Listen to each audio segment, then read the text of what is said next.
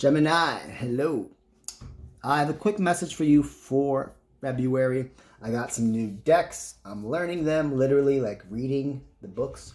I need to be fascinated by what they actually mean. So I decided to pull one from each to read for the sign of Gemini. It's gonna be short and sweet, nothing long, nothing in detail. And I hope it resonates with you, Gemini. So for my Zen Tarot, this is what the back looks like. You have compromise.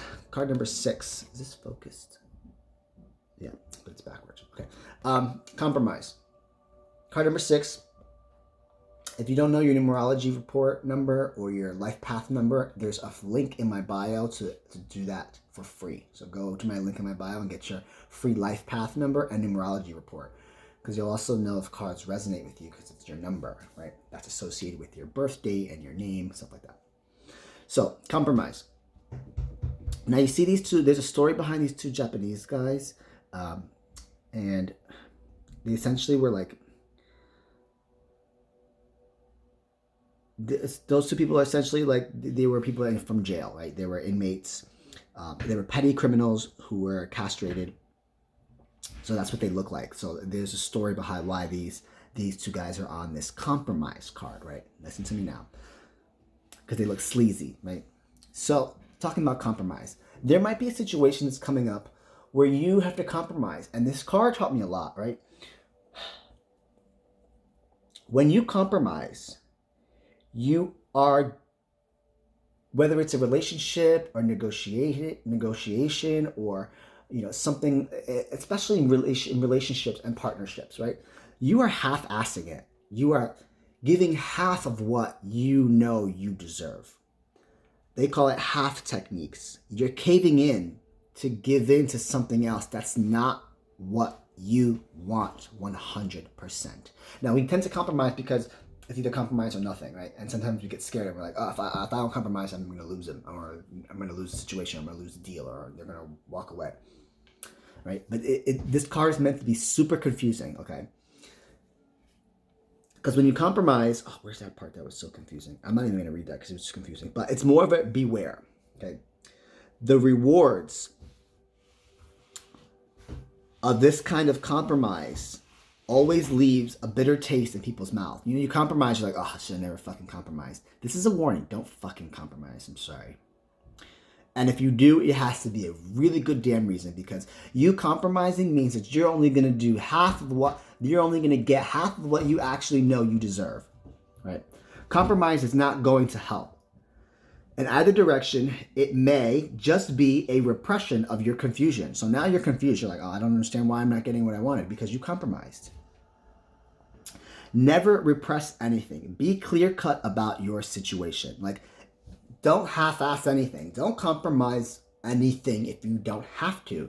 And I know that can be very arrogant, and like that's where the confusion comes in. It's like, don't be so arrogant that you deny so much, but at the same time, like, don't compromise your true self. Understand the other, compromise enough to understand their point of view. Understand the other half.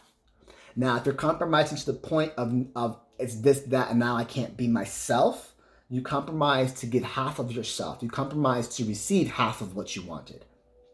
Think about it in a relationship. Now we're compromising, but are we both compromising, or is one person compromising? If you're both compromising, that's absolutely fine, right? You're both seeing each other's sides. You both understand where you're coming from, and you're going to see what you can do to fill the void or understand both perspectives, right? I think it's more of a warning sign, because these are two sleazy guys that they don't compromise. Like criminals that you don't compromise with criminals. But it also talks about like the courts and how like these people ended up working in the courts because they knew the shadiness of the internal system in Japan. There's a lot of history that goes to it. These guys are sleazy. That's why they're on this card, and it's saying if you compromise, you're pretty much half-assing it. Now I have another deck. It's called Astrology, Black Moon Astrology. Black Moon Astrology cards, right? So you got, besides compromise, we have the Sagittarius card. Card number 21, broken down, it's number 3.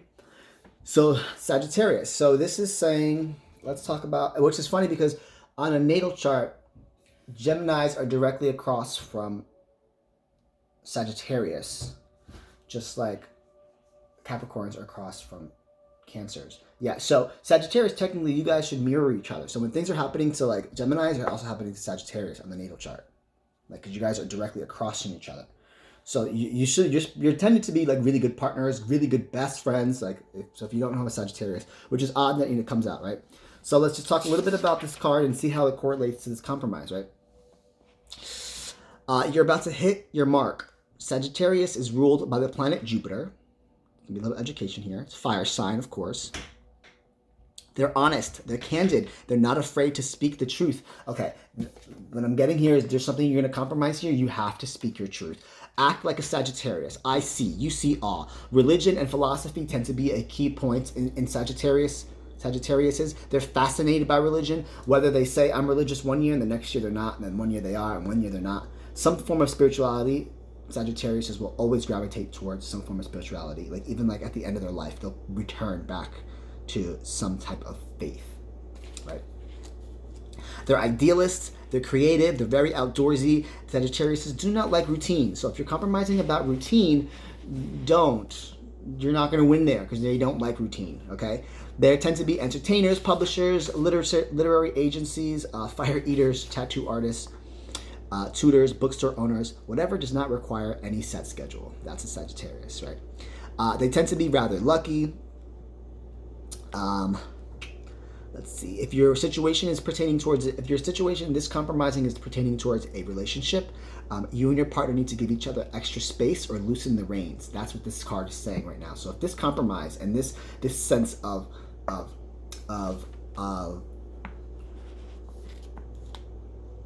this sense of idealist, creativity, some type of faith-based, you need to give each other some space. If it's in the sense of relationship, right?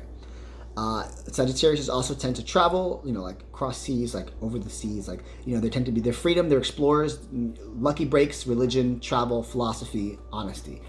So there's a compromise coming up for you, Gemini, in the month of February.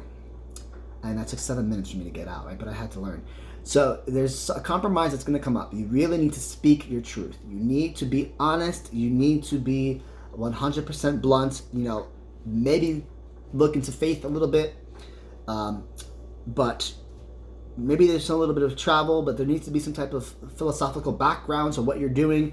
You're not going to compromise in the sense of schedule and time with the situation, because the Sagittarius card, they don't like time. There's no agenda, so don't put a time frame on something, right?